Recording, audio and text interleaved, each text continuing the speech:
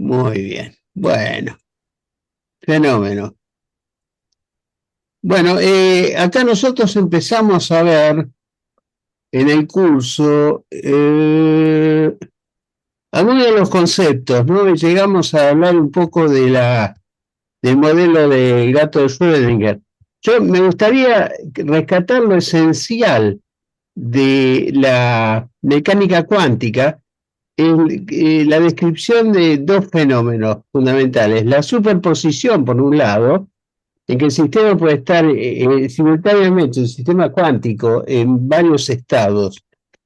Bueno, en el caso del gato Schrödinger queda claro que es una metáfora, ¿no es cierto? No es que el gato está vivo y está muerto al mismo tiempo. Si el gato fuese una partícula cuántica, podría tener una representación real esa superposición, pero evidentemente un objeto macroscópico que está formado por miles de millones de partículas cuánticas, solamente emergen en lo que se llama el estado clásico propiedades estadísticamente promediadas, ¿no es cierto? O sea que el comportamiento es totalmente diferente. Y eso es lo que engaña un poco a la intuición, porque nosotros estamos tan acostumbrados a manejarnos con lo que podríamos llamar la realidad local, donde suponemos que todas las cosas tienen sus propiedades y que las propiedades son absolutamente inherentes. Esto es, evidentemente va en contra del sentido común. Pero bueno, el fenómeno de coherencia es simplemente el pasaje de un sistema cuántico que está siempre en superposición a un estado clásico. Evidentemente el estado clásico, para el caso del qubit, que es la unidad de información cuántica, representa el bit clásico, o sea, el pasaje del bit cuántico con unos y ceros en superposición a algún estado clásico 1 o 0. Bien, y después, interesante hablar un poco de entrelazado, por lo menos que tengan el concepto inicial de lo que es. Los estados entrelazados son estados súper correlacionados, súper, o sea, están más correlacionados que la correlación ideal clásica. Entonces, si uno tuviese, por ejemplo, dos cubiletes de dados, y si fuesen estados cuánticos esos cubiletes, el lanzamiento de uno definiría inexorablemente el lanzamiento del otro en forma instantánea, aunque estén lanzados a miles de años luz de distancia o miles de años de diferencia. Eso es totalmente contraintuitivo. Y eso es lo que, digamos, molestaba a la interpretación de Einstein de lo que es la mecánica cuántica. Él hablaba de que eso era una acción fantasmagórica a distancia, como le decía, pero en realidad estaba hablando de que la mecánica cuántica es incompleta porque hay variables ocultas que producen eso.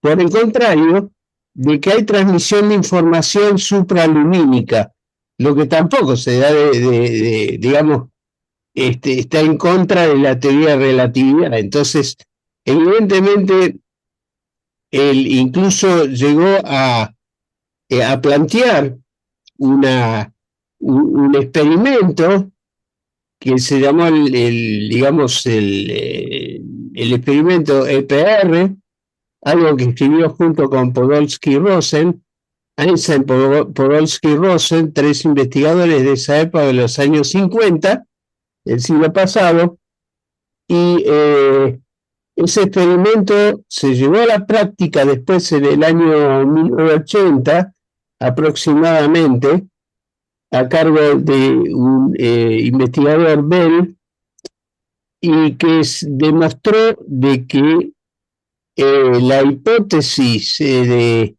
Einstein no se podía cumplir, o sea que realmente se acordó que lo que se llama la hipótesis de Copenhague, o sea, la opción de la superposición y esta interpretación del entrelazado eran físicamente reales. Y esto fue recontra verificado experimentalmente.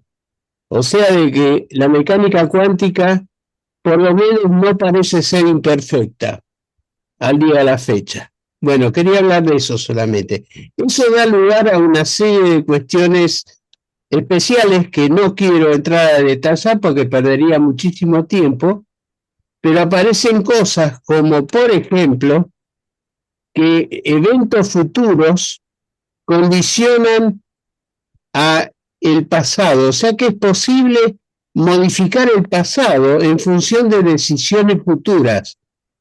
Eso no es muy intuitivo, ¿no es cierto? Porque va en contra del principio de la causalidad, que a tal causa se produce tal efecto. Bueno, resulta que los efectos modifican las causas, por lo menos en fenómenos cuánticos, y eso fue verificado experimentalmente también. Le comento esto porque es interesante, porque esta es la postura en la cual nosotros nos tenemos que posicionar cuando tratamos de interpretar fenómenos cuánticos, ¿no es cierto? De que no podemos confiar, digamos, en el sentido común. El sentido común es algo que se perdió al estudiar justamente las propiedades de la mecánica cuántica. Yo hago una aclaración antes de entrar en esto, una especie de caveat emptor, dirían los romanos, que no voy a tener el tiempo suficiente de meterme demasiado en detalles de algunas de las cosas que voy a presentar, pero quiero que se lleven una impresión general de qué es lo que está en juego en la mecánica cuántica. Por empezar, vamos a tratar de describir la unidad de información cuántica, que es el qubit. Bueno, nosotros conocemos qué es lo que pasa con el álgebra booleana, donde el cuánto de información, o sea, la menor cantidad de información, la representa un bit que siempre tiene un estado fijo que binario, ¿no es cierto? O sea que hay posibilidad de tener un 0 o un 1. A propósito, el término bit fue inventado en realidad por Shannon. Fue el primero que habló de bits. Binary digit, ¿no? Es una contracción. Después existe algo así como la lógica difusa, en la cual se supone que hay un bit probabilístico que varía como un número real en el intervalo cerrado 0-1. Bien, esto, digamos, hay que dejarlo de lado cuando uno habla de teoría de información cuántica o QIT. Teoría de información cuántica, en la cual se define como unidad lógica de información al qubit o bit cuántico. El bit cuántico, después vamos a ver acá que la representación utiliza elementos del álgebra lineal aplicado a espacios vectoriales. Bien, entonces la definición del qubit desde el punto de vista numérico o matemático la podemos ver de la siguiente manera. Hablamos de un qubit psi, como el que está ahí arriba, con una notación especial que se conoce como notación de Dirac, que tiene, digamos, una base vertical y un ángulo. Cuando el ángulo está hacia la derecha, como está ahí, esa se llama notación Ket. Hay una notación Bra, que es la inversa, cuando el ángulo es opuesto y aparece a la izquierda, pero eso lo vamos a ver un poquito más adelante. En la notación Ket decimos que un qubit es un versor o un vector, digamos, en un espacio, es un vector en un espacio bidimensional complejo, conocido como espacio de Hilbert. En este caso, dimensión 2, o sea, es bidimensional, pero los espacios son rápidamente ampliables a dimensiones superiores por medio de operaciones numéricas que vamos a ver más adelante.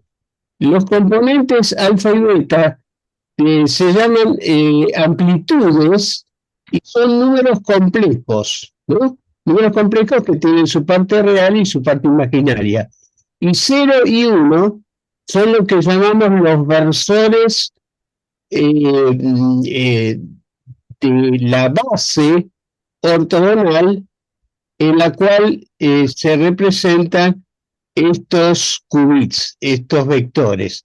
Tal es así que se pueden escribir como una combinación lineal de las amplitudes multiplicando escalarmente, multiplicación escalar, a la base ortonormal de los versores 0 y 1. Fíjense que es ortogonal por un lado porque el producto interno entre ceros y unos en cualquier orden nos conduce a cero, o sea, de que efectivamente son independientes. Y por el otro lado, están normalizados, o sea que las normas de estos vectores son unitarias. Eso es una característica del espacio de Hilbert. El espacio de Hilbert solamente admite vectores normalizados. Por eso, ante cualquier operación que se haga con qubits, siempre se termina con una renormalización, o sea, se dividen por los módulos correspondientes de manera de que no se pierda la propiedad de la norma unitaria que tienen que tener todos los vectores. Abajo está la definición de cómo se llega a hacer un producto interno de cualquier qubit que tiene, digamos, un producto interno entre la conjugada traspuesta del vector psi con el vector psi. Ahí ven justamente en tercer cajón, ¿no es cierto? El producto de la traspuesta conjugada que se representa para cada número complejo por medio de este asterisco, o sea, el A asterisco significa el valor conjugado de alfa, y por el otro lado, ese vector columna está traspuesto a un vector fila. Bueno, al hacer la multiplicación del producto interno, lo que se obtiene es el cuadrado de los módulos de las amplitudes alfa y beta, que lógicamente al estar normalizados por el espacio, tienen valor unitario, o sea, esa suma es igual a 1. Bueno, abajo está cómo se obtiene el módulo,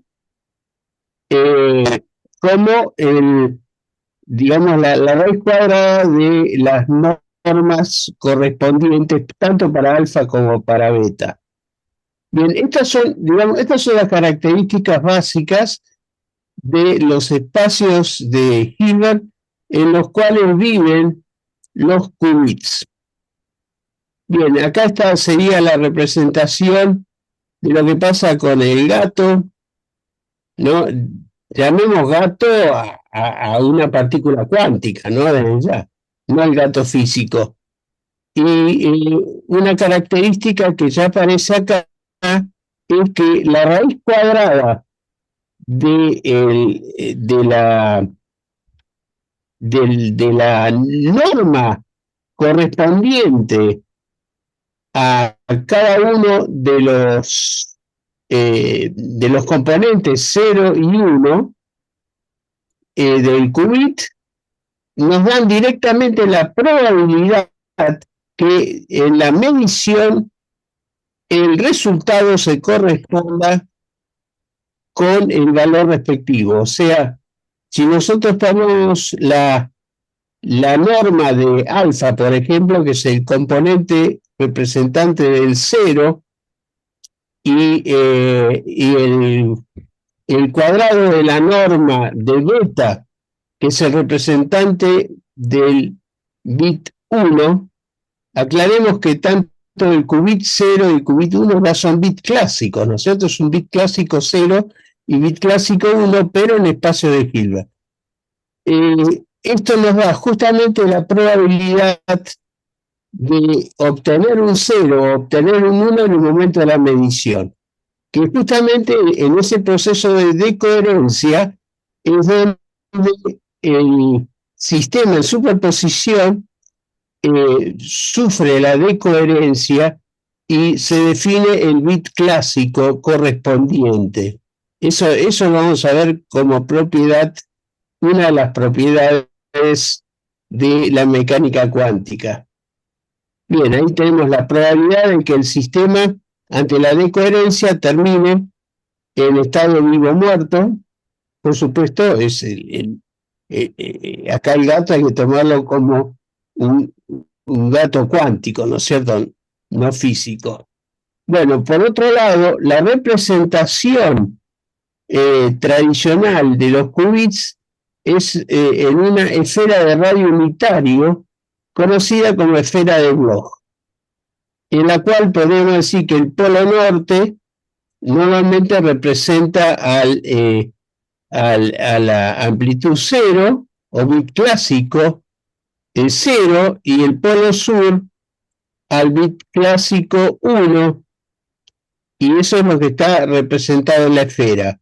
Y por supuesto, todo lo que está metido, o sea, cualquier vector que está metido sobre el plano XY, que sería el plano ecuatorial de la esfera de Bloch, representa un estado de equipartición entre probabilidad 0 y probabilidad 1 superpuestos.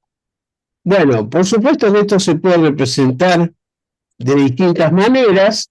La tradicional, o digamos lo que sería la forma canónica de representar los qubits, es a través de vectores columna, como lo vemos ahí, o como combinación lineal de los versores, o sea, vectores unitarios que son los componentes de la base de ese espacio vectorial. Y la otra representación surge de la representación de Euler, que nos da una representación exponencial del qubit, que normalmente no se utiliza en los cómputos, Normalmente nos manejamos simplemente con la representación canónica, que es la superior. Desde ya, como un qubit tiene dos componentes de amplitud que son complejos, haría falta un espacio de 4 dimensiones por los 4 componentes reales involucrados, 2 para cada componente complejo, o sea, en total son 4 coordenadas ortogonales, cosa que es imposible en una representación tridimensional. Por eso muchas veces se recurre en la representación a un plano bidimensional, como el cuadrado que está ahí abajo a la derecha, que nos muestra simplemente un vector 1, vector unitario, con su respectiva amplitud oscilando acá como valores entre más 1 y menos 1, y el vector, perdón, de 0 a más 1, mejor dicho, pues son siempre positivos, y el alfa, el vector 0, o sea, el componente alfa y el componente beta son simplemente los valores entre el 0 y 1 del primer cuadrante, y por, bueno, teorema de Pitágoras queda claro que el alfa al cuadrado más beta al cuadrado, que serían los módulos respectivos, terminan con un valor unitario que es justamente es el punto sobre la circunferencia en esta representación bidimensional de Bloch. Bien, esto es, digamos, es lo habitual, ¿no? Hacerlo de esta manera es más fácil de verlo que sobre la misma esfera. Lo que queda claro es que en una esfera existen infinitos vectores, por más que tengan valores, eh, al tener valores complejos, pero dependiendo de valores reales, a su vez, porque cada número complejo depende de dos valores reales, infinitas posibilidades de dibujar vectores de radio unitario, lógicamente, como es la esfera de Bloch. O sea que en realidad un qubit puede almacenar infinita información, pero en el momento de la medición, y eso es lo interesante, el sistema se define como un bit clásico. O sea que en la decoherencia final, el sistema siempre termina en un sistema clásico, pero lo hace con probabilidades que dependen justamente de las normas elevadas a cuadrado, los módulos. Bien, entonces acá tenemos justamente para un qubit psi en una medición que es 100% aleatoria. Es uno de los pocos fenómenos en los cuales podemos decir que hay azar puro interviniente, donde el sistema se define en función del cuadrado de esas amplitudes, alfa y beta. Que la representación es la que está acá abajo, que está bastante clara. Bueno, por supuesto, tanto el versor 0, el versor 1, representan bit clásicos, que justamente en la esfera de Bloch serían los polos sur y polo norte, si esto tiene una orientación definida. Eh, Pedro, una pregunta barra comentario. Esto un poco lo que estás mostrando, ¿no? Demuestra que esa frase típica que uno por ahí encuentra en divulgación cuando habla del qubit que está simultáneamente en uno y cero, no es real, no es que está simultáneamente en uno y en cero. O sea, en realidad está en una combinación lineal que puede obtener cualquiera de los puntos infinitos que hay en la esfera de Bloch.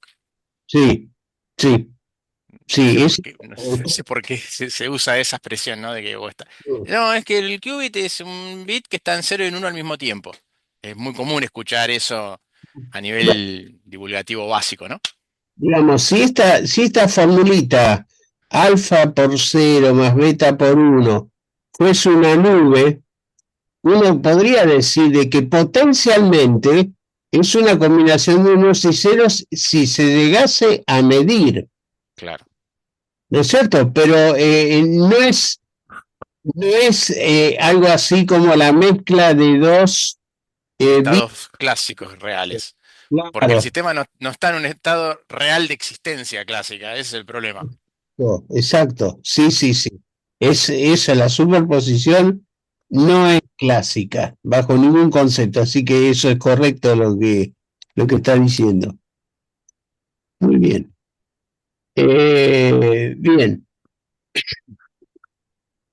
a ver, sí, esto no es simplemente lo mismo, así que paso de largo.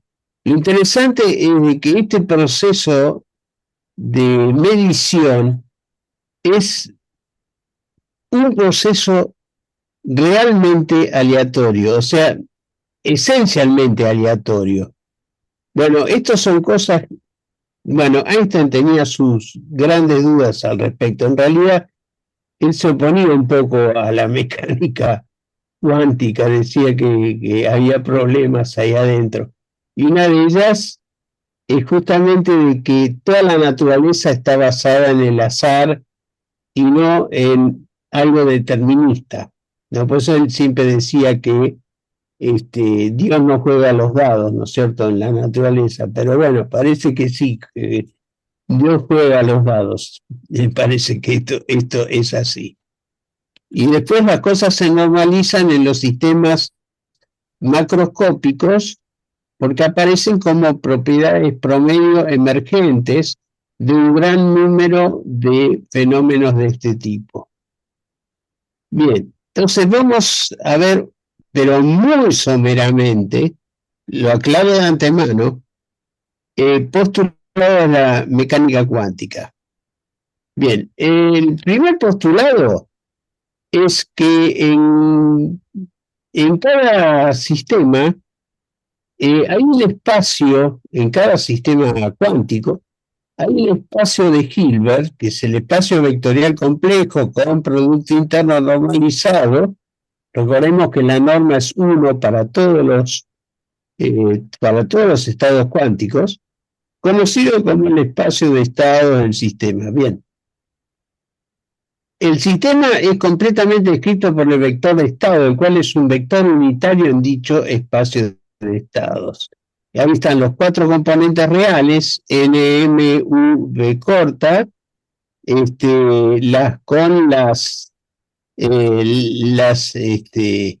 con los módulos como raíces cuadradas de las normas correspondientes, y bueno, eso evidentemente tiene valores reales, porque eso surge del cálculo con los números complejos, y tenemos el espacio Hilbert de dimensión 2, representando al qubit clásico, ya sea en la notación PET, que es la inicial, o la notación BRA, en la cual aparece la traspuesta conjugada del vector columna, que justamente es un vector fila, pero con los componentes conjugados. Recordemos que la conjugación compleja se realiza cambiándole el signo al componente imaginario. O sea, el componente real sigue como está, con su signo, y el componente imaginario cambia de signo. Bueno, en el componente imaginario solamente, ¿no? Bien, entonces, y el módulo aparece como el producto interno. Por eso decimos que es un espacio de producto interno normalizado. Cualquiera sea el qubit, sí, este producto entre entre el bra y el ket, o sea, bracket, de ahí sale el nombre que le asignó Dirac a esta clase de productos, es como todo producto interno, producto de un vector fila por un vector columna. El de fila tiene los elementos conjugados, y de ahí sale justamente esta expresión, que es lo que pasa con los módulos. Bien, entonces, esto ocurre en el espacio H2, pero como ustedes van a ver ahora con el tercer postulado, los espacios pueden ampliar sus dimensiones a través del producto tensorial. Vamos a definir eso, que es relativamente simple, pero que no, digamos, no aparece en general cuando uno habla de operaciones de álgebra lineal, ¿no es cierto? Es como una generalización del álgebra, el estudio del álgebra tensorial. Bien, el segundo postulado dice que todo sistema cuántico que esté cerrado, que digamos desde el punto de vista físico es un sistema aislado, o sea que no intercambia energía con el medio ambiente, y que siempre queda descrito como una transformación unitaria. Eso de unitario significa de que la inversa es igual a la traspuesta conjugada de la transformación. Y la transformación, el operador de transformación es siempre una matriz cuadrada, independientemente del espacio de Hilbert. El espacio de H2 será una matriz cuadrada 2 por 2. Pero esto rápidamente puede pasar a un espacio H4, una matriz de 4x4, etcétera. Lo interesante es la propiedad que tienen estas matrices de cambio.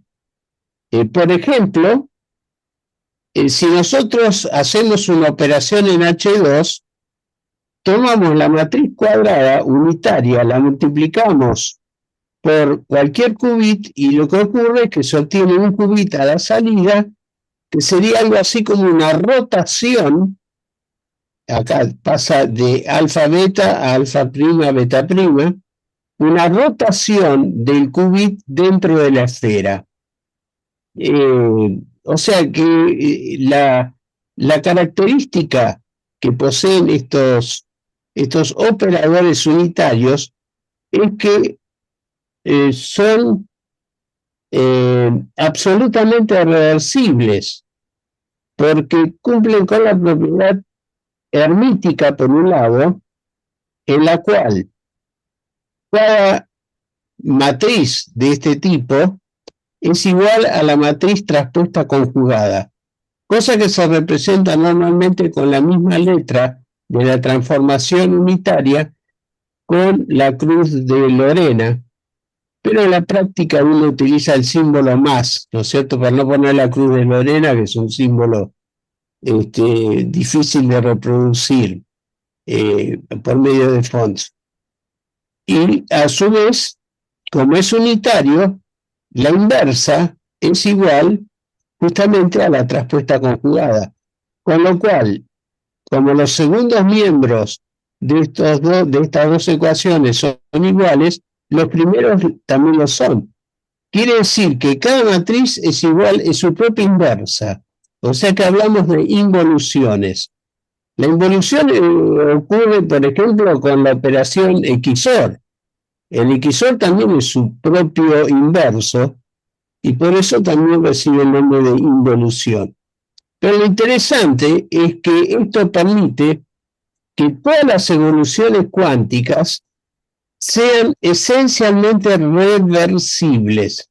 Es más, no existe ningún proceso cuántico que admita operaciones irreversibles.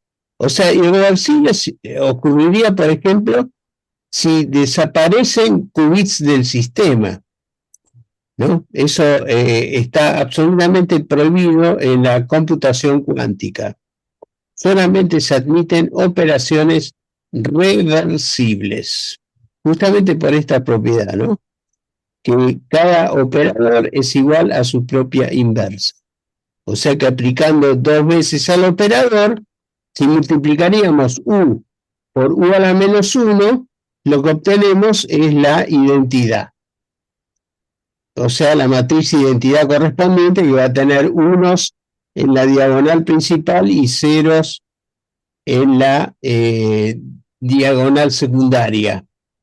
Por supuesto, esos unos y ceros ya son números reales, ¿no es cierto? Ya no son imaginarios, son reales puros. Y, digamos, ahí no hay componente imaginario. Bien. También es posible, a través de ciertos operadores, en este caso hay uno que se llama operador de Hadamard, que lo que hace es un cambio de base y pasa de las bases 0 y 1, o sea, de los versores 0 y 1, que son dos bases en la representación del espacio de Hilbert, a versores del tipo 0 más 1 dividido a raíz cuadrada de 2 o 0 menos 1 raíz cuadrada de 2, como está marcado acá en la segunda fila de transformada de Hadamard. Esto representan los movimientos de los ejes en la transformación de Hadamard. Por eso se obtienen los vectores que se llaman también versores de Hadamard, más y menos. El más está acá abajo en el cuadrado de abajo a la derecha y el menos está por debajo de él. Y esos son también tienen la propiedad de que son ambos ortonormales, o sea que son ortogonales y están normalizados también de producto interno unitario. Bien. El,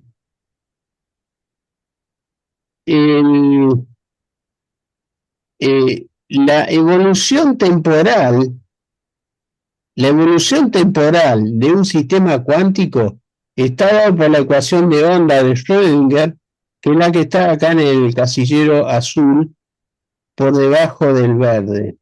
Este casillero, este cuadradito, representa I el número imaginario, H es la constante de Planck dividido a 2pi, que se representa justamente como un H cortada en la parte superior. Acá tenemos la derivada de la función de onda respecto del tiempo, es igual a H, que es una función que depende de la energía del sistema, multiplicada por la función de onda. Y bueno, acá esta ecuación es una de las ecuaciones más importantes de la mecánica cuántica, porque es la que permite medir cómo va a evolucionar en el tiempo un sistema cuántico. Bien, esto es lo esencial del segundo. Después hay un tercer postulado que habla de una descripción particular conocida como operadores de medición. Los operadores de medición se definen en base a ensambles, o sea, por sistemas formados por múltiples estados que son mutuamente ortogonales o que son independientes, que podemos llamar estado M1 hasta el M sub n, cada uno de los cuales va a tener una cierta probabilidad de aparecer, según esta ecuación que aparece acá abajo, la operación de ocurrencia de uno de esos operadores de medición y el estado del sistema después de la medición. Este es el mecanismo de renormalización que se aplica para que después de haber hecho la medición, si permanece algún estado cuántico en el sistema, sigue siendo un componente dentro de la esfera, o sea que tiene norma unitaria. Eso se hace dividiendo por el módulo de ese estado final. Y los operadores de medición satisfacen también la condición de completamiento, que es coherente también con la ley de normalización en el cálculo de probabilidades, ¿no es cierto? Que la suma de las probabilidades de la medición de alguno de los estados del ensamble, la suma de todos ellos tiene que dar 1. Bien, y por último, acá tenemos simplemente una aplicación de estos conceptos que no va a entrar por lo que dije de entrada, ¿no es cierto?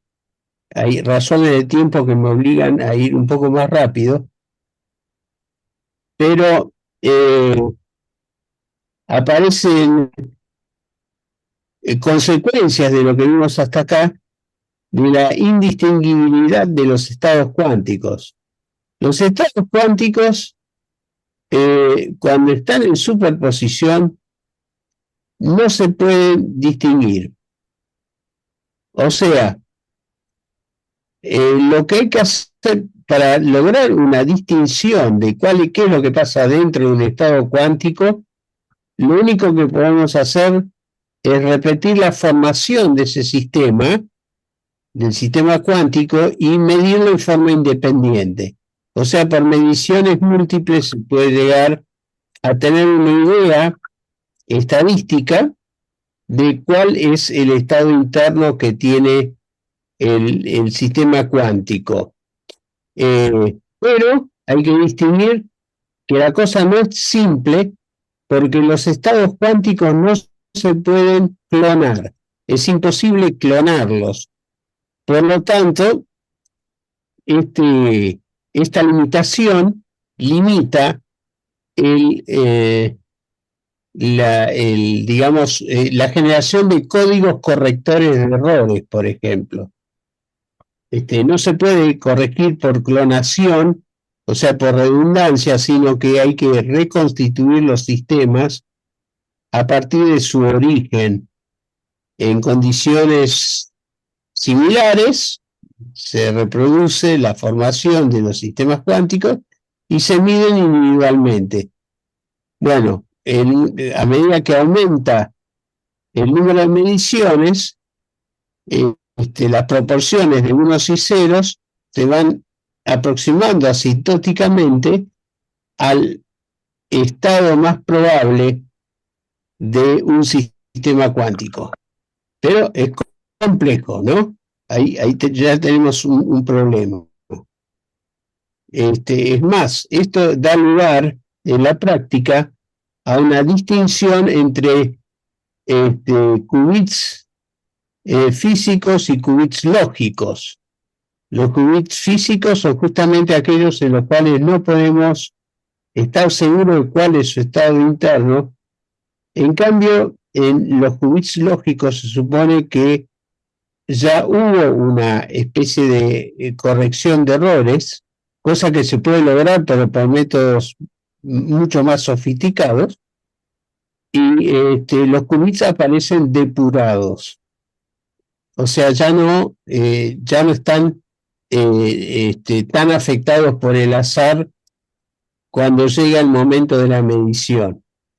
Justamente la medición es importante porque a pesar que los cómputos en sistemas cuánticos se hacen en paralelo internamente, porque simplemente lo que ocurren son rotaciones entre todos los qubits componentes de un sistema que supone de varios qubits.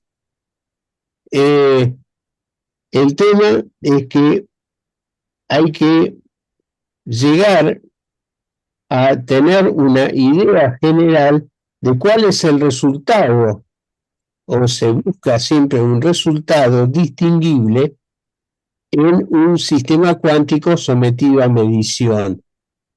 Pero si uno lo hace con qubits físicos, siempre va a haber errores metidos en el medio que son los que molestan. Es decir, el error no es que aparezca por sí mismo, sino que depende de la propiedad intrínseca de la medición que siempre transcurre en forma probabilística. O sea, siempre hay una probabilidad de que el qubit termine en 1 o termine en 0. Entonces, eso genera un ruido interno, ¿no es cierto?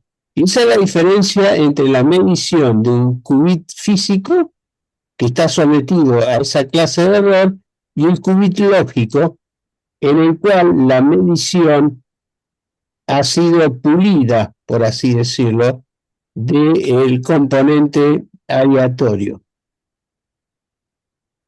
Bien, acá hay las medidas de operadores positivos, ya podemos dejar de lado por ahora porque son consecuencias particulares. Lo que sí es una forma de medición en la cual se puede obtener el promedio, la varianza y el desvío estándar de las mediciones de los qubits, tal como lo muestra este cuadrado inferior que está acá, donde se representa el valor medio como este producto interno que ven acá, la varianza y la raíz cuadrada de la varianza, que es el desvío estándar, como el delta inferior que tenemos acá. Bien, esto ya es, digamos, más para la orientación estadística, ¿no es cierto?, de lo que es el cómputo cuántico.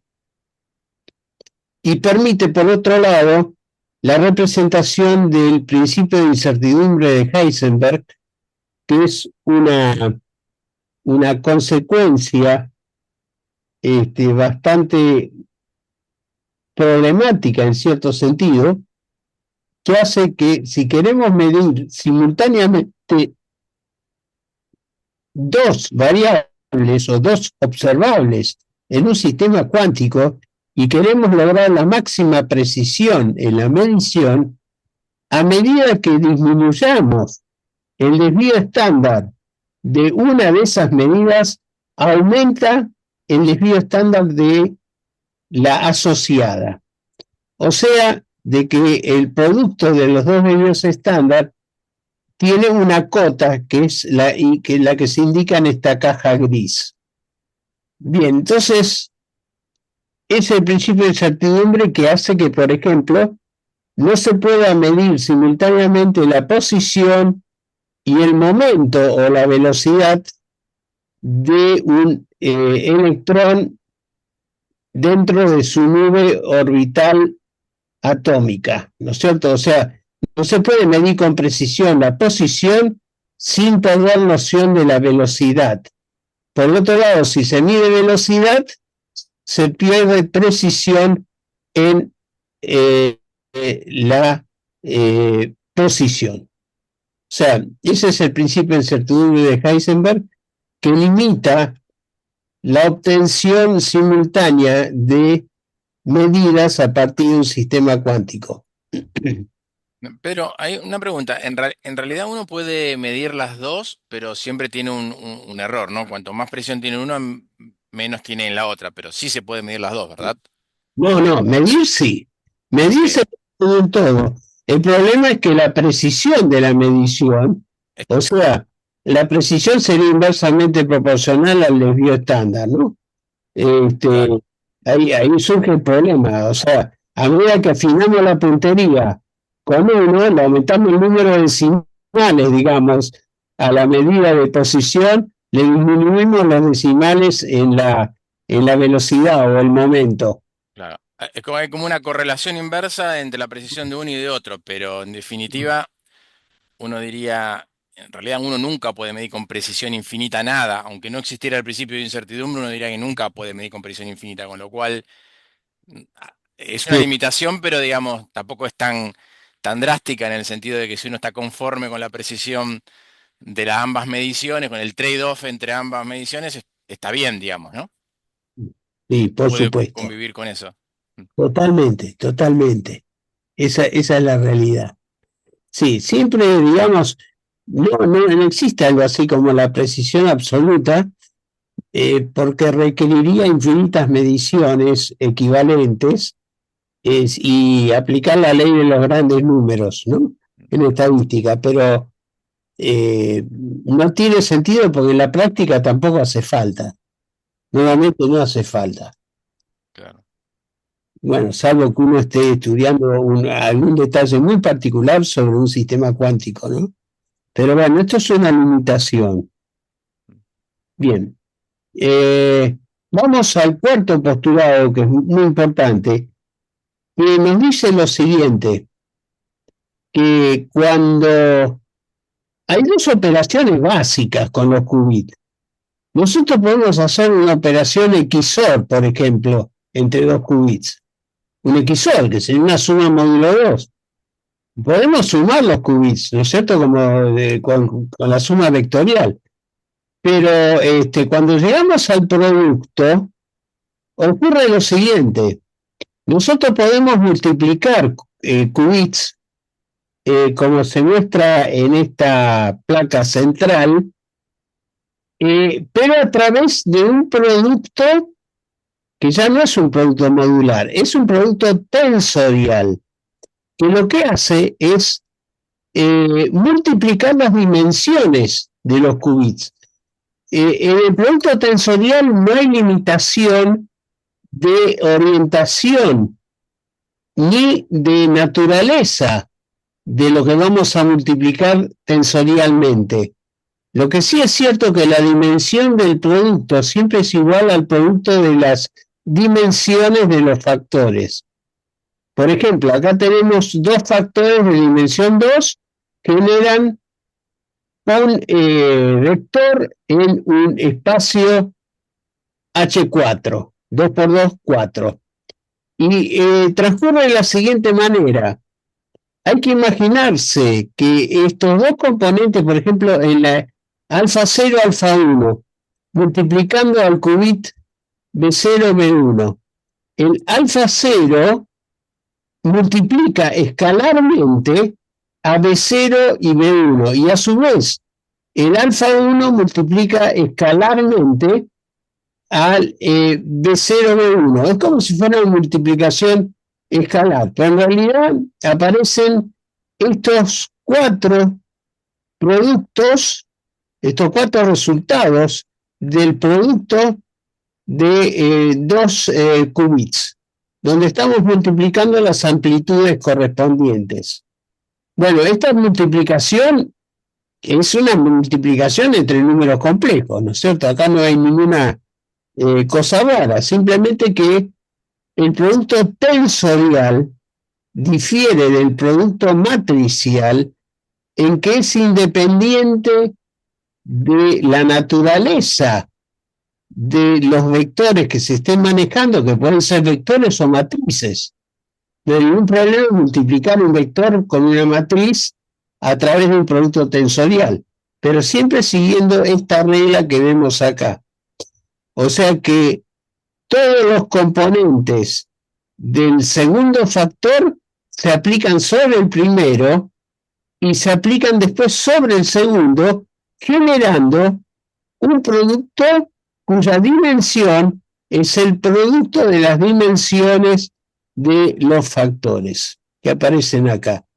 A su vez, estos productos se pueden desplegar como una combinación lineal de versores, ¿no es cierto? O sea, de vectores unitarios en un espacio H4 que va a tener evidentemente 4 dimensiones. Entonces aparece el componente 0, 0, que es el que está acá abajo. Fíjense acá lo que es digamos, el qubit 0, 0, el qubit 0, 1, el qubit 1, 0 y 1, 1. Es como las 4 columnas de una matriz unitaria de orden 4. Bueno, cada columna representa el componente de uno de estos versores, que son los vectores unitarios de la base, que está formada por los vectores 0, 0, 0, 1, 1, 0 y 1, 1. Y bueno, por supuesto que estas cuatro, fíjense cómo estos cuatro componentes se pueden desplegar en forma lineal. Esto es importante, ¿no? Tenerlo en cuenta. Después, hay muchos ejercicios que uno puede hacer. Por ejemplo, acá tenemos la misma representación sobre un producto de dos qubits. En general, cuando uno pone un qubit con dos componentes internos, significa que esos dos componentes están en producto tensorial. O sea, no hace falta escribir el símbolo de producto tensorial, basta poner uno a continuación de otro, como es que estarían multiplicando. Se sobreentiende que la multiplicación es tensorial. Y aparece justamente esto que vemos acá.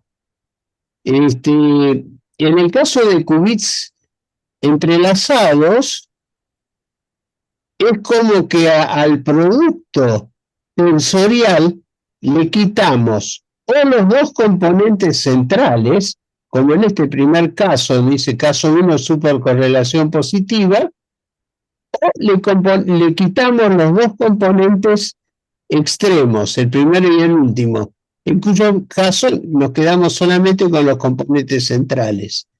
Pero nunca van a aparecer los cuatro componentes. Y eso justamente es la definición matemática de lo que es un sistema de qubits entrelazados, que por supuesto nunca se puede obtener por un producto tensorial de los qubits independientes. El estado entrelazado no se puede obtener por un producto matricial como el que tenemos acá arriba, justamente porque sería imposible encontrar componentes A0, alfa 0, alfa 1, beta 0 y beta 1 que permitan este tipo de construcción, porque aparecerían elementos nulos metidos en el medio. Así que esto hay que tenerlo en cuenta. Y la segunda consecuencia es que esto explica por qué aparece supercorrelación positiva, por ejemplo, en el primer caso y negativa en el segundo. En el primer caso, cuando uno hace la medición del primer qubit, el segundo qubit, que es el residual, tiene exactamente el mismo valor que el primero, ¿no? Es el ejemplo del cubilete que vimos de entrada. Y en el caso de la supercorrelación negativa, al medir el primero y nos da, por ejemplo, valor 0, el segundo inexorablemente nos da 1. O sea, hay una supercorrelación negativa, 0 con 1 o 1 con 0.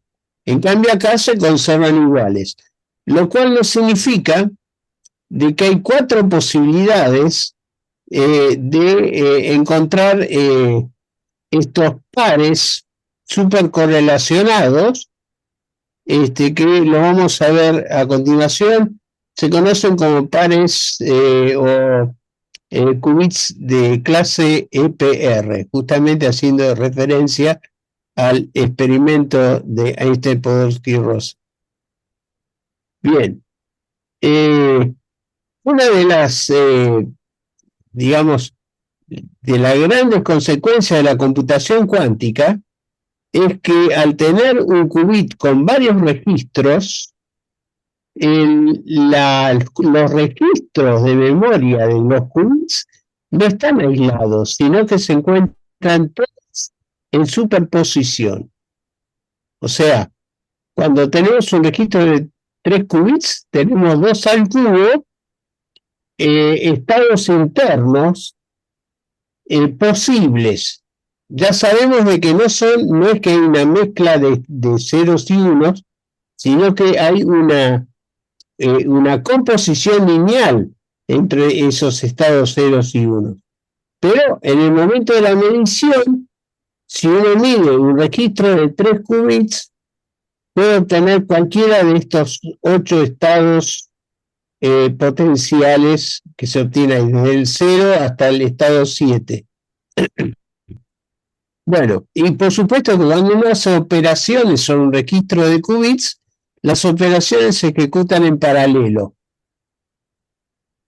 Bien, esto justamente lo que permite es que por ejemplo, una exponenciación modular, que es una de las operaciones criptográficas favoritas, al efectuar la operación, se efectúan simultáneamente todas las operaciones internas, pero el resultado es como que queda encriptado adentro de los qubits resultantes. Por eso hay que tener algún mecanismo de decoherencia que favorezca el resultado buscado, porque potencialmente uno podría obtener, en este caso, los 16 estados internos posibles que mantiene un registro de 4 qubits, al cual se lo ha sometido a una exponenciación menor. Bien, entonces, esto es una de las formas de acercarse. Después existen algo conocido como operadores de densidad, que es otra representación alternativa de los qubits. En vez de representarlos como combinación lineal de ceros y unos, a veces la representación de los qubits viene a través de una especie de matriz que se obtiene permutando los componentes del producto interno, o sea, el vector columna multiplicando a un vector fila compuesto conjugado y traspuesto, ¿no? Entonces el vector fila, el vector columna multiplicando un vector fila. Bueno, eso sería imposible en álgebra lineal, pero acá sí es posible y se obtiene justamente vector columna por vector fila, lo que se obtiene en una matriz que justamente se conoce como matriz de densidad, normalmente representado con la letra Rho. Bien, entonces, esto tiene varias ventajas, entre otras, medición de lo que son estados puros, estados de mezcla de qubits, eh, reformulación de todos los 4 postulados de mecánica cuántica en función de esto, y la posibilidad, y acá ya me meto, digamos, esto sería demasiado detalle para ver, la posibilidad de medir la entropía informacional contenida en estos estados. A ver si lo encuentro acá, porque tendría que estar en la parte inicial, que no la veo acá, la entropía en este caso se conoce como entropía de von Neumann, que tiene la misma estructura de la entropía de Shannon que hemos visto en función de estas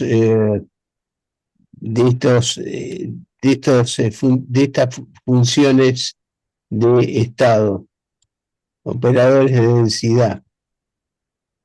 No, no lo tengo acá. Bien, vamos a dejarlo de lado. Computación cuántica.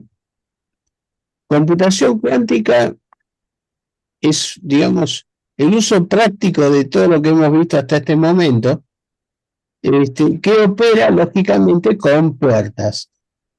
Puertas lógicas, estas son las puertas lógicas en un sistema cuántico, generando algo así como la máquina de Turing universal, ¿no? And, or y not. Máquina de Turing, se supone que es la computadora elemental, que utiliza un sistema de compuertas básico, que es las compuertas de conjunción, disyunción y negación, que son los que aparecen acá. Pero en computación cuántica esto sería imposible, porque esta representación, salvo la última, salvo la operación NOT, son operaciones irreversibles. Hay 2 canales de entrada, uno de salida, por lo tanto ya no es reversible. Para que sea reversible tiene que tener las mismas líneas de entrada que de salida. ¿Qué es lo que pasa con la tercera? La operación NOT sí es una operación que denota una involución, y esta sí se puede revertir, se puede reversibilizar sin ningún problema. Esto es una combinación compleja, pero este circuito lógico no es posible realizarlo en la cuántica sin una transformación reversible equivalente. Bien, acá tenemos justamente lo que es una combinación de compuertas. Si es universal, si para cada función booleana existe un circuito con puertas de entrada que computan una cierta salida, y no sé cómo representé eso. Bueno, conjunto B de puerta universal si para cada función booleana f existe un circuito con puertas en B que computa f. Bueno, un poquito rara la definición, pero bueno. Acá tenemos ejemplos de conjuntos universales, de puertas lógicas clásicas, pero en los sistemas cuánticos todos los procesos son unitarios y por ende reversibles. No hay ni siquiera disipación de energía durante la computación cuántica. La disipación de energía sigue el principio de Landauer, que es lo que está escrito acá en el tercero, que dice que la energía disipada por el borrado de un bit equivale a el K, que es la constante de Boltzmann, T, la temperatura absoluta del sistema, por logaritmo natural de 2. Y eso es una medida de energía, ¿no? Constante de Boltzmann por temperatura da una energía muy pequeña, pero sí, eso es lo que se quema cada vez que se disipa un bit. Bien, la puerta AND no es lógicamente reversible. La puerta reversible AND descarta o borra información que lo haría reversible, pero evidentemente se borra información. Bueno, entonces Bennett encontró de que cualquier computación irreversible, Bennett es uno de los autores del protocolo BB84, demostró que cualquier computación irreversible podía ser reversibilizada y por ende no requeriría disipación térmica. Ahí vemos cómo se genera para una operación AND un circuito cuántico equivalente que requiere una explicación, ¿no? ¿Qué significan estos puntitos que están acá y este XOR que está acá arriba? Bien, las puertas irreversibles se pueden reemplazar entonces por contrapartes reversibles. Por empezar, este es un típico circuito cuántico en el cual tenemos líneas de información de entrada y línea de salida. Todos los componentes de entrada no entran aisladamente, entran en producto tensorial. Y las salidas también están en producto tensorial. Eso hay que tenerlo en cuenta. O sea, cuando ingresan acá componentes A, B, 0, C y otro 0, es como que están en producto tensorial este conjunto. Y a la salida también es siempre una combinación en superposición por producto tensorial. Bien, ahí tenemos algunas consideraciones. Esta es una puerta muy elemental, la puerta conocida como puerta NOT o puerta X de Pauli, que está formada por un operador que es una matriz de 2 por 2. La primera fila es 0, 1 y la segunda fila es 1, 0. O sea que lo que hace es intercambiar los componentes alfa y beta y cosas por el estilo. Bien, perdón, está computando solamente un qubit de entrada y sale el qubit opuesto en la salida. Sí, es como un intercambio, ¿no es cierto?, de los componentes alfa y beta en beta alfa. Después estas puertas son muy importantes y se usan bastante en cuántica, que son las puertas CNOT, o sea, Controlled Not, o sea, no controlado, que significa lo siguiente: a la entrada, acá entra un componente, un cierto valor, 0 o 1. Si fuese 0, no ocurre nada en el sistema, porque este es la segunda línea, se transmite como 0. Pero si acá en la parte superior, que aparece el punto de control, entra un 1, entonces a la salida de la segunda línea sale un XOR, como lo marca este símbolo que está acá, entre estos dos valores, entre los dos valores de entrada.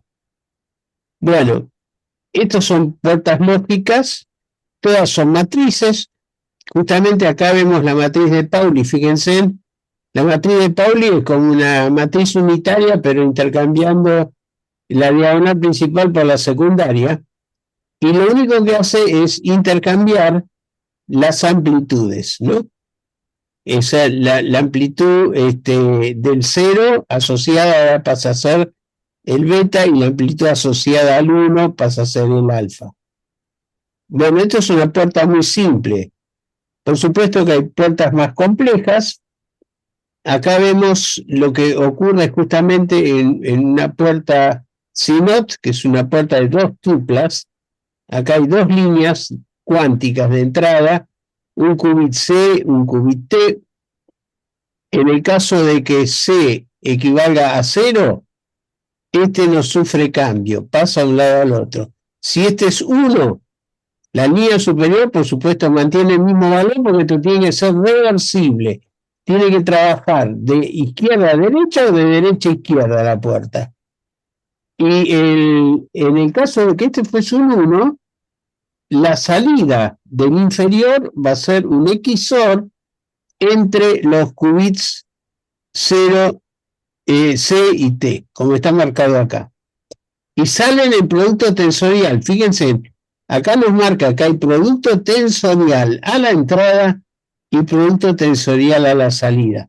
Por eso en la salida hay que tener cuidado cuando se pasa a medición, qué es lo que ocurre ahí adentro, ¿no? Que puede ser más complejo de lo que parece serlo a primera vista. Acá tenemos un ejemplo numérico, ¿no es cierto? Acá tenemos un componente alfa 0. Raíz cuadrada de 0,3 y un componente beta raíz cuadrada de 0,7. ¿Por qué las raíces cuadradas? Porque cuando se elevan al cuadrado obtenemos la probabilidad de medir 0 o la probabilidad de medir 1, individualmente en ese psi. Ahora, acá a la entrada, fíjense, aparece ya un producto tensorial entre psi y 0, ¿no? Que son estas dos líneas de entrada, la línea psi y la línea 0 en producto tensorial. Ese es el input. Y a la salida se multiplica ese producto tensorial que está acá como vector columna en H4 con una matriz correspondiente al no controlado, que es justamente esta matriz que está acá, y acá se obtiene el resultado. Fíjense que el resultado de este tipo de compuerta es siempre qubits entrelazados, que acá ya nos indica que hay una probabilidad de 0,3 de obtener el 0,0 y una probabilidad de 0,7 de obtener el 1,1, ¿no? Tal como está marcado acá. Esto es curioso. Este es el mecanismo de generación de qubits superpuestos. Bueno, los qubits siempre van a ser superpuestos y supercorrelacionables en función de las compuertas cuánticas que les metamos en el circuito. Tiene infinita capacidad, pero la medición es siempre binaria y hay imposibilidad de clonación. En cambio, los circuitos cuánticos son siempre reversibles, son lineales, o sea que no hay loops, o sea que no hay retroalimentación ni feedbacks, esencialmente paralelos, lo que genera aceleración exponencial en los cómputos, sin fan in y fan out, o sea, no hay una bifurcación, no hay puntos de bifurcación ni puntos bifurcados que se unen para formar uno solo, porque justamente esos serían mecanismos irreversibles, tiene que ser todo reversible. Y aparecen capacidades cualitativas nuevas como la teleportación y la computación superdensa, cosas que se explican a través de otros mecanismos que tratemos de ver un poco más adelante. Pedro, un comentario. O sea, todas las operaciones que uno hace en un proceso dentro de una computadora cuántica con estas compuertas, sí o sí tienen que ser operaciones reversibles, ¿verdad? Porque si no es Sí, reversible, o sea, dejamos de tener la superposición y colapsa todo a un estado cuántico. sí, sí, No, tal todas cual. son reversibles. Ok. Tienen que ser reversibles.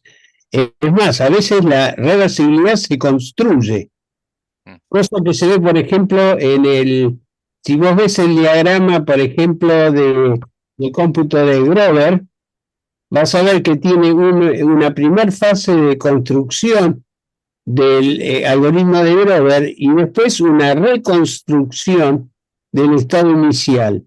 Es como que se vuelve todo reversible de punta a punta. Ya.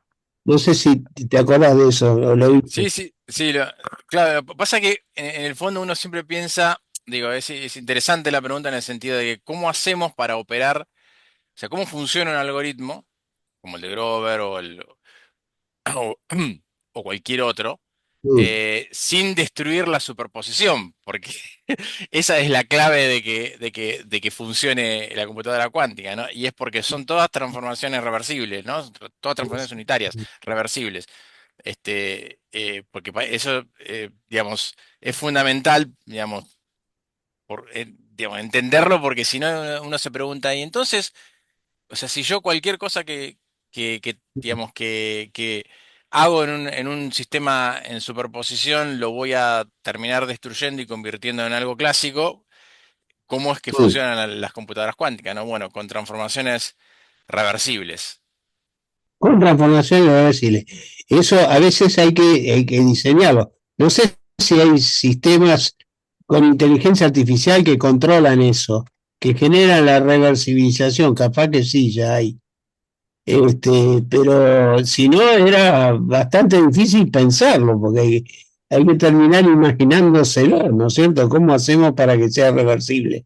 En general, si uno aplica compuertas reversibles, o sea, operadores matriciales hermíticos y unitarios, que siempre van a ser reversibles, no hay problema, Exacto. no hay ningún punto de irreversibilidad.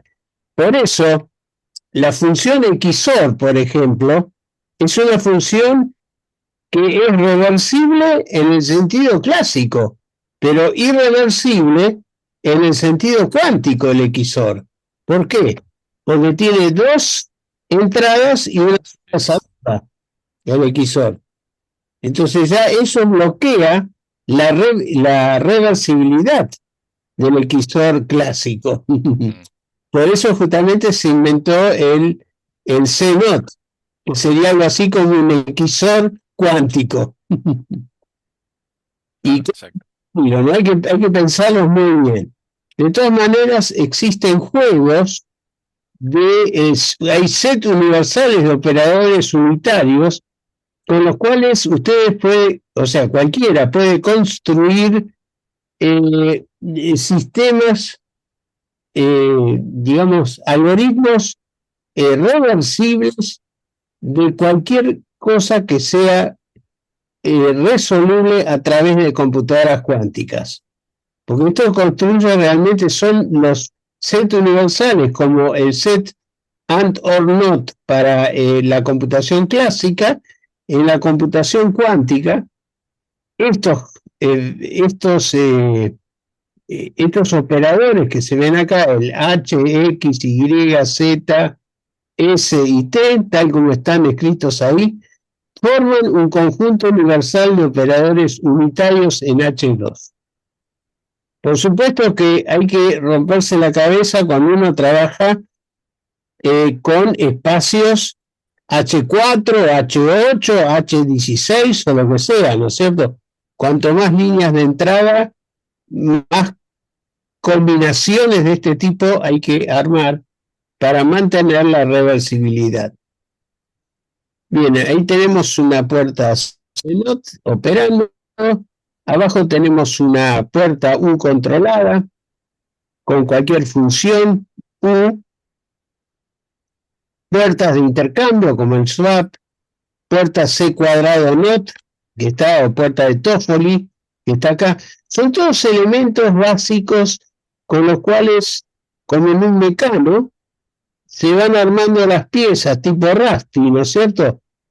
Para generar un circuito cuántico reversible.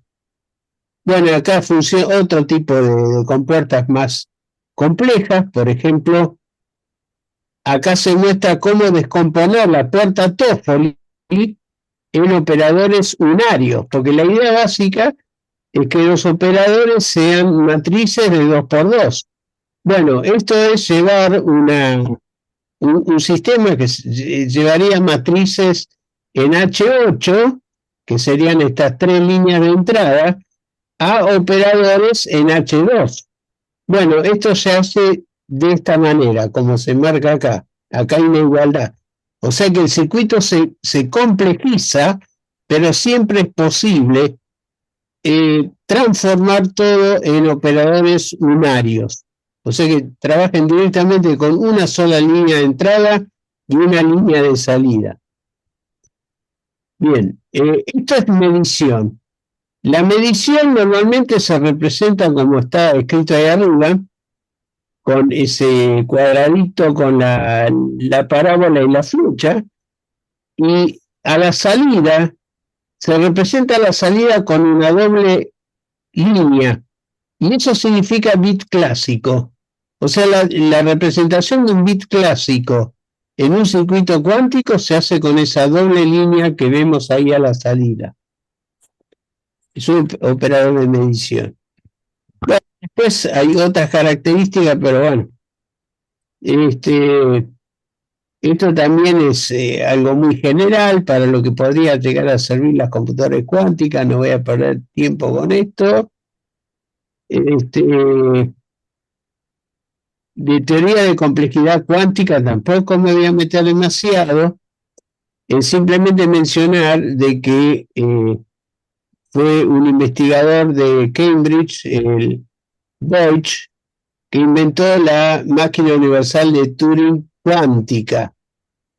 La máquina de computadora universal de Turing cuántica es la que permite resolver la clase de complejidad BQP, de la cual hemos hablado, Bounded Quantum Polynomial, que justamente es la clase que permite resolver que están afuera de P, como el problema de la factorización de enteros y el logaritmo discreto, que son problemas resolubles en la clase de complejidad BQP. Y acá está la definición general, digamos, en términos formales, de las clases de complejidad habituales en computadoras cuánticas.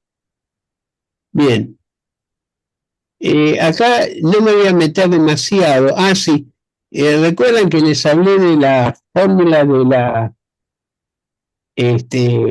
entropía de von Neumann. La entropía de von Neumann, fíjense, la entropía de von Neumann se distingue de la de Hammond, que en vez de utilizar la función h, lo representa con la s, o sea, el mismo término que se usa en termodinámica, ¿no es cierto? Entonces sale de la física directamente, s aplicada sobre el operador de densidad, sobre la función ρ. Y lo que se hace es la expansión de la entropía de ρ en función de los autovalores de digamos, del operador de densidad, nosotros de la matriz operadora de densidad. Los autovalores son términos que surgen de la diagonalización del operador de densidad. En general, estos son directamente los componentes diagonales que aparecen ahí adentro. Pero bueno, acá hay un ejemplo de cómputo de una entropía de von Neumann, ¿no? Bueno, esto está, digamos, escrito en lenguaje de matemática, el lenguaje de Wolfram, que tiene funciones directas, o sea, le ponemos directamente eigenvalues de tal matriz y nos manda los autovalores, que son estos vectores que vemos acá abajo. La traza, como siempre, es la traza de la matriz, es la suma de los elementos de la diagonal principal. Y bueno, ahí están justamente representados cómo se calcula la entropía, en ese caso, entropía de von Neumann, que tiene la misma estructura de la entropía de Shannon, pero que se aplica justamente a los operadores de densidad. O sea que es la aplicación cuántica de la teoría de información clásica. Bueno, de los... si uno estudia teoría de información cuántica, surge de una serie de trabajos, en particular los de Cerf y Adami, que son los primeros que describieron qué pasa con las entropías en los fenómenos emergentes de la teleportación cuántica y de la codificación superdensa. Teleportación significa la capacidad que tiene un sistema de transmitir el estado cuántico de una posición a otra. Esto no hay que confundirlo con el entrelazado, ¿no es cierto? No es que se está transfiriendo el estado más allá del tiempo y del espacio. Eh, en el entrelazado, no es que el sistema le transmite el resultado de un lado al otro, sino que se trata del mismo estado que se encuentra en dos posiciones del espacio-tiempo totalmente separados, ¿no es cierto? Pero se trata del mismo estado, el único estado, que justamente es el estado entrelazado.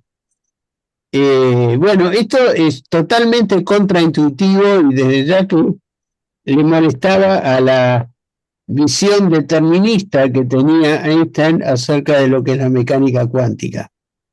Pero, lógicamente, le ganó a la interpretación de Copenhague. Bien, acá está la computación cuántica, que es lo que se puede llegar a resolver. Acá está explicado que lo que son los estados EPR, Einstein, Podolsky y Rosen, ¿no es cierto?, que surgen del experimento, que son estos estados entrelazados, que lógicamente no se pueden descomponer en producto tensorial de otros dos estados porque hay componentes que darían cero.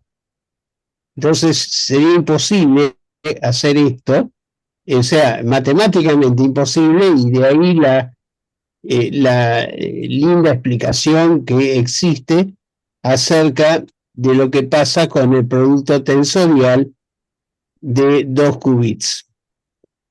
Bueno, acá se pueden generar 4 estados, como dijimos, hay 4 estados de Bell. No hace falta meterse en el detalle de estos, pero el balance entrópico nos muestra, por ejemplo, que cuando hay estados entrelazados de pares,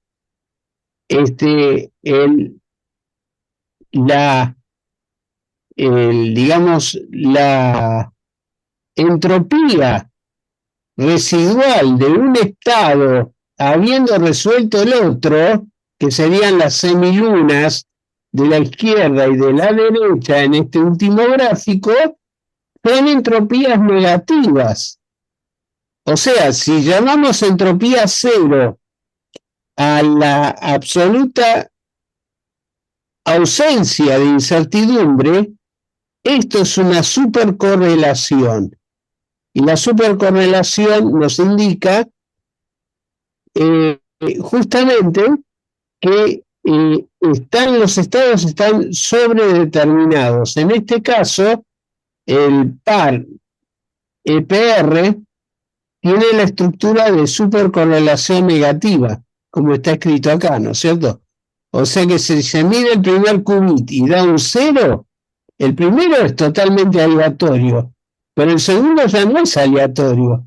El segundo es determinista y tiene el valor del qubit acompañante. O sea, si se mide el primero en 0, el segundo va a dar 1. Y si se mide el primero en 1, el segundo va a dar 0. O sea que el primero es estocástico, pero el segundo es determinista. Bueno, y acá hay un diagrama espacio-temporal al estilo de los diagramas de Feynman, que nos muestran qué clase de información puede generar el uso de pares entramados para generar la teleportación, que es el primer cuadro de la izquierda. Acá tenemos el espacio como coordenada horizontal y el tiempo como coordenada vertical. Bueno, desde ya que la transmisión de información no es supralumínica, sino que se trata que obedece a la teoría de relatividad. O sea, está dentro del concepto de que la velocidad de la luz en el vacío es realmente el límite físico que no se puede quebrar. Y la codificación superdensa, que es lo que está a la derecha, nos indica que 2 bits clásicos pueden ser transportados por un qubit cuántico de una posición a otra posición del espacio, donde se vuelven a generar las líneas clásicas.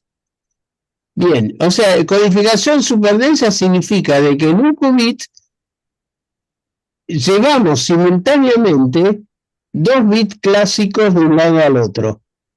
Y la teleportación es que a través de la transmisión de un determinado qubit podemos generar la transferencia de 2 bits clásicos a otro sitio que reconstituyen el estado original de su otra posición. O sea que es una forma de trasladar un estado desde una posición del espacio-tiempo a otra posición.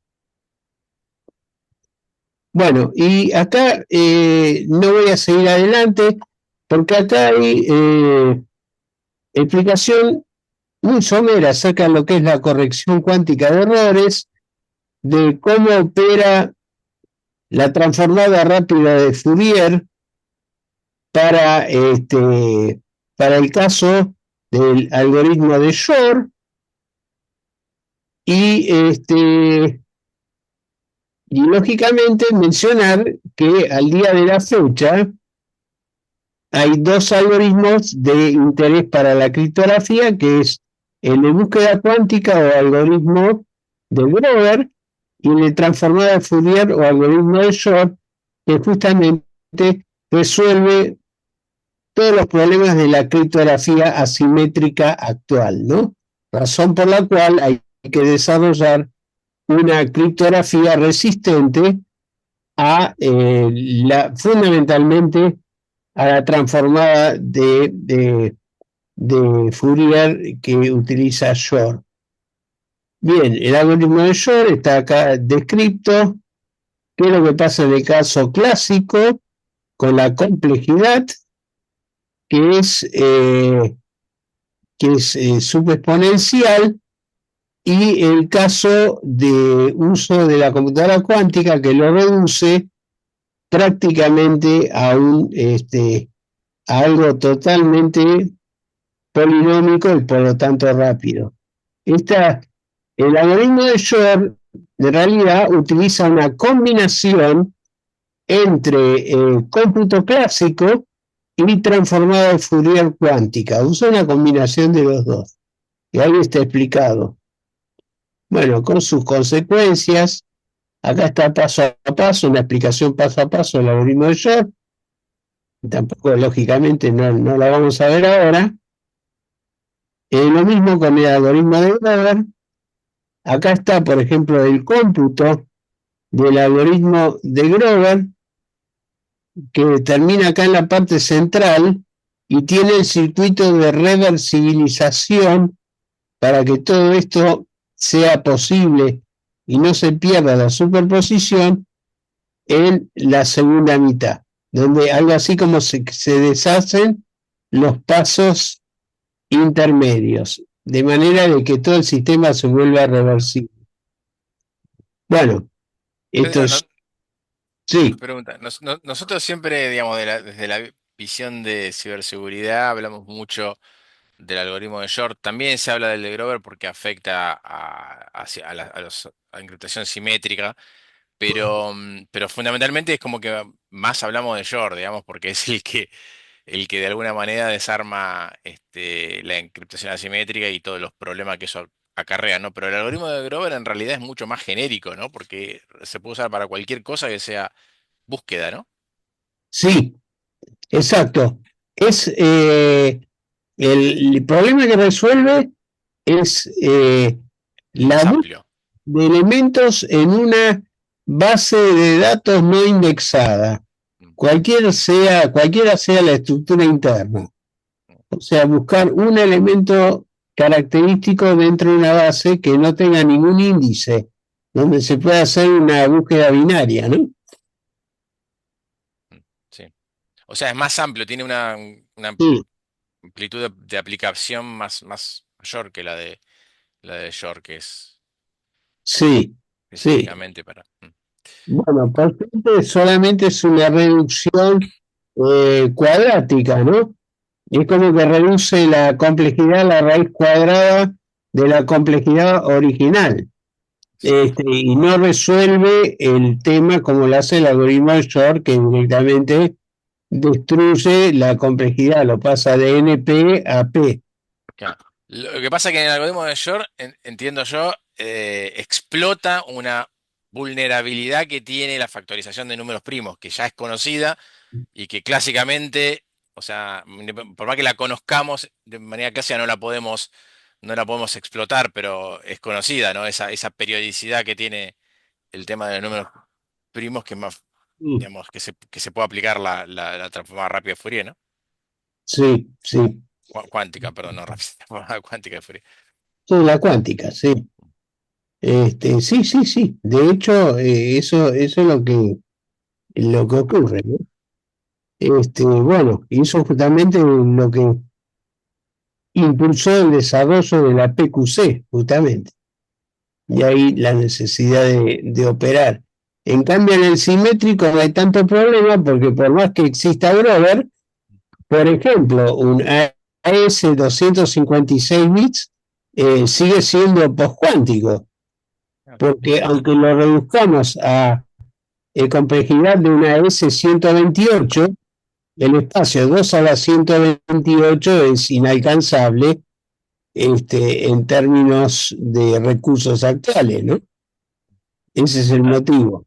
ahora, Pedro, y otra pregunta por ahí más de índole práctica para la gente que trabaja en ciberseguridad, ¿no? Es si ya tenemos algoritmos postcuánticos que introducen un problema que no es resoluble de manera polinómica por una computadora cuántica como los que están puestos ahí en el NIST, ¿no? Te pregunto a vos porque vos justamente trabajás con eso, ¿no? O es tu área.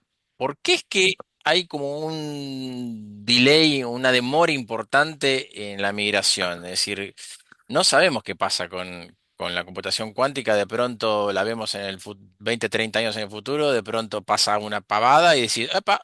De los 20 se pasaron a 4 años, como vimos, ¿no? ¿Por qué es que la industria todavía no ha migrado, digamos, a algoritmos Sí, postcuánticos? sí, yo pienso que esa es una inercia típica de los que se enfrentan a un problema y de alguna manera lo están minimizando porque dice que la cosa no está resuelta, que no hay suficiente información, entonces no hacen nada, ¿viste? Yo pienso que es un problema de concientización ahí. Hay que Pero explicar que no está que resuelto, ¿qué? ¿Qué es lo que no está resuelto? no está resuelto el día Q, pero el día Q se les va a caer por la cabeza si no se mueven ahora. Ese Pero, es el tema. claro, pero eso es más o menos como yo ya tengo, digamos, lo que necesito estudiar, pero como el examen va a ser dentro de, no sé, 20 años, no lo estudio. Esa es la realidad. Más o menos. Este es un No, porque problema. podría entender que los algoritmos postcuánticos no estuvieran todavía correctamente probados, implementados, o la implementación fuera algo tan complejo, digamos, y costoso, que entonces, bueno, dicen, está bien, no sé, no va a pasar eso. Es como, no sé, invertir cientos de miles de millones de dólares en un sistema que mueva posibles impactos de asteroides, ¿no? Que es otra discusión, ¿no es cierto? No va a pasar, eso pasa una vez, uno del tamaño de los que aniquiló el dinosaurio pasa una vez cada, no sé, no sé, 500 millones de años, 1000 millones de años, pasa, falta mucho, digamos, ¿no? ¿Es un problema así? ¿Es un problema de costos? ¿O es un problema de que, no sé, eso es lo que a mí me interesa saber? ¿Por qué? Yo pienso que es una inercia en parte por ignorancia y parte por comprender de que, digamos que el tema tiene una implicancia en costos más elevada de lo que realmente es. porque no costaría tanto implementar un mecanismo PQC. En realidad, bastaría con usar un intercambio de claves postcuántico y después usar el simétrico como hasta ahora. Ah, Llevarlo eso a un TLS 1.3, en donde simplemente el intercambio de claves, o sea, ese punto neurálgico, se hace a través de un postcuántico y eventualmente firma digital. Firma digital, intercambio de claves. Con esos dos puntos que en realidad el NIST apuntó sobre eso, ah. ¿no? Apuntó Sí, sí. sobre esas dos soluciones básicas. Y Pero, bueno, o sea, a mí me parece que hay algo que se subestima mucho con eso o no termino de comprender el problema en su totalidad, es el hecho de que no importa cuándo sea el día, ¿cómo lo llamaste vos? Q. El día Q. El día Q. Es decir, cualquier cosa que yo mande hoy y alguien la capturó, ya está, ya fue. Digamos, no, no importa si el día Q, o sea, lo que mandé yo no le importa a nadie, digamos, ¿no? Pero cualquier cosa encriptada que vos mandaste y fue interceptada, ya está, listo. Es irreversible el problema, ya está. Ya te la van a abrir en el futuro. lógico, por Entonces eso, no hay que esperar. O sea, por- cada información que mandamos hoy es capturable, digamos. Más allá de que sean 20 o en 200 años, ¿no? totalmente, por eso se habla siempre del Harvest Today, Decrypt Tomorrow, Eh, como ese mecanismo hace que la información sensible que tenga una duración mayor que el tiempo de llegada de la implementación del postcuántico, si el día Q llega antes, teorema de Mosca, ¿no? Lo que se conoce como teorema de Mosca, representa un peligro, justamente peligro potencial para el futuro. Pero bueno, es como que el futuro que se la arregle otra generación, pensarán, ¿no es cierto? Y el gasto lo tiene que hacer ahora, y gasto por lo menos en algún tipo de desarrollo y consultoría.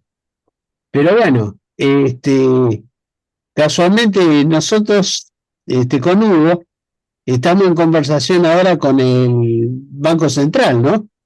mm, Bueno, Mara, Misto Macías y compañía, la gente que está ahí, que son mayormente más comerciales que técnicos.